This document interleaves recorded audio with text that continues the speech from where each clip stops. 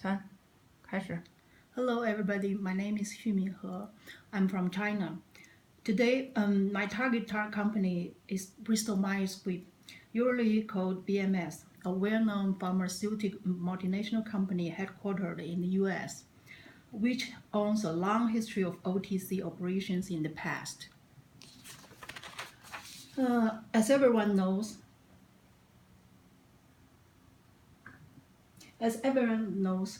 pharma is a money-burning industry. That's true. I put three H's to describe these characteristics. The first is high input. According to the White Book of Pharma, for each one new medicine, the average R&D period will be at least 10 years, and the average cost may go to 2.6 billion. In contrast to the high investment, the more staggering figure is its failure rate. Based on some European paper, the overall PTRS is just 4%. But at the same time, pharma also requires many high technologies involved. It is not only necessitate a bunch of interdisciplinary knowledge, such as physiology, biochemistry, cytogenetics, pathology, pharmacology, toxicology, and so on, but also more likely to get involved big data analytics, computer-aided molecule design, artificial intelligence, biotechnology, and even 3D printing. This is genuinely a high tech. Now let's see the four dilemmas. The first one stems from the socio-economic environment. As the global aging era is coming, more and more people have to be still working at the point at which some chronic diseases onset.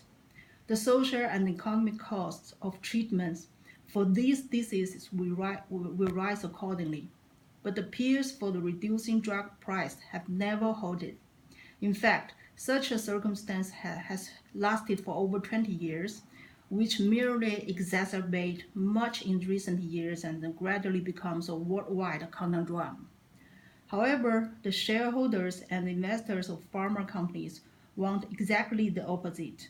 It is not surprising, for no investor would expect a loss for his investment. On the contrary, they are eager for earnings year after year, and the more the better.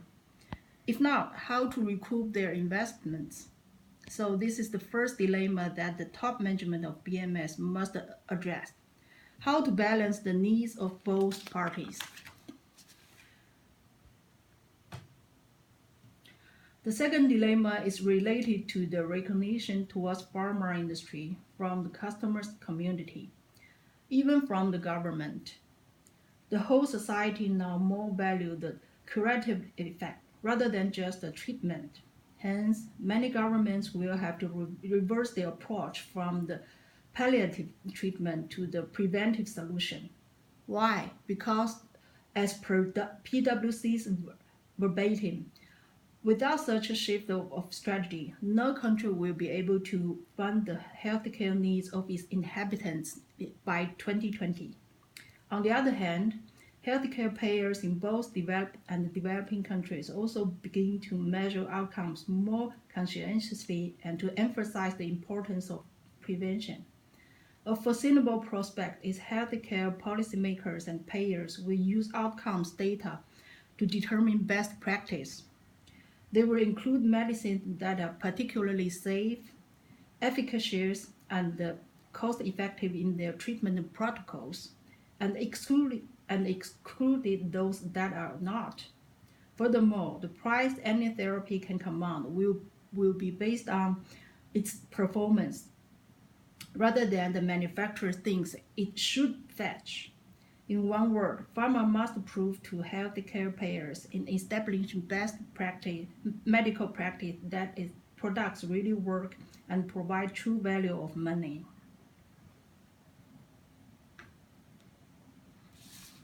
Recalling the three H's, since 2000s, the attrition rates of candidate molecule or compounds in each R&D phase keep deteriorating strikingly until today.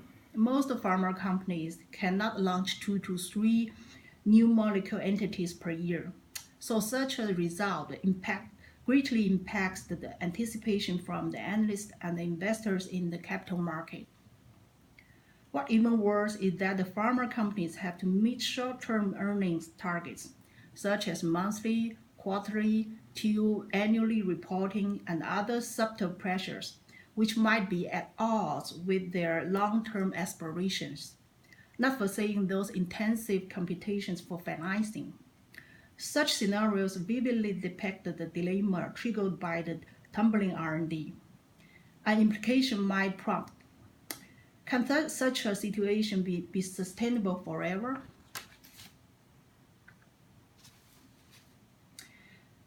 Now we must disclose the fourth dilemma, which has not yet been noticed by the top management of most pharma firms.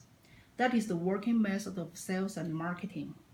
In the past 20 years, the bombardment of detailing of sales representatives, frequent product seminars or new launch conferences, plus direct-to-consumer advertising has served as the three trumps for promotion. But these weapons may become history when their effects are dropping. As the slide shows, when the external environment increasingly not allowed to conversion sales activities and marketing campaigns to carry out, what to do for BMS. In order to take the challenges from the socio-economic environment, the first business strategy BMS adopted is leaving licensing. Flexible licensing arrangements can lower capital requirements, maximum the potential ROI, accelerate the R&D processes because the tasks are shared among the out licensees. Lower risk, since BMS enters with established products and it will take fewer financial and legal risks. Although there are some downsides of alternative licensing arrangement, it's still a practical way to mitigate the pressure of high costs of R&D, ultimately to the price of new medicines. The second strategy BMS implemented is entering the biological market. During the 3 years, BMS has acquired 5 firms whose core competencies over its entire product line.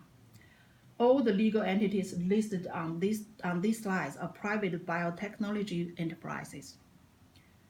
This is not only due to the promising prospect and the lucrative returns in biological market, but also attend the learning curves of this field that BMS have never tried before.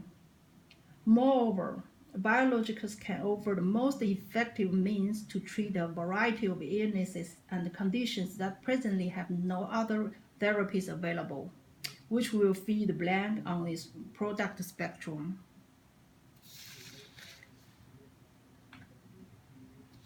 To streamline its R&D pipelines, BMS needs to make alliance without exception. So it has selected 3 strong partners to undertake this hard work together. Among them, Pfizer was prestigious with its blockbuster Lipitor, and Sanofi was the mother company who conceived the Plavix. As for the AbbVie, its Humira used to be ranked as the second best-selling US drugs over 25 years. If any company wants to develop global market,